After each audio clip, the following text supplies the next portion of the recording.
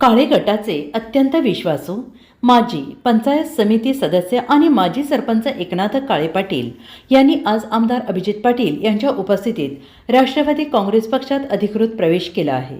विशेष बाब म्हणजे हा प्रवेश थेट काळे गटाच्या बालेकिल्ला समजल्या जाणाऱ्या वाडी कुरोली गावातच झाल्याने राजकीय वर्तुळात चर्चांना उधाण आलं आहे।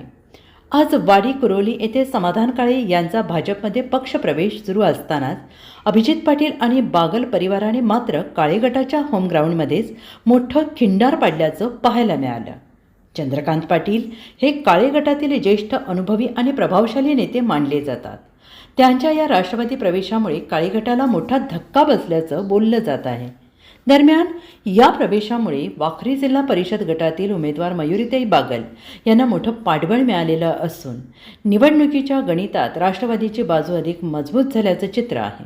एकीकडे भाजप प्रवेश तर दुसरीकडे राष्ट्रवादीकडून थेट राजकीय आघात।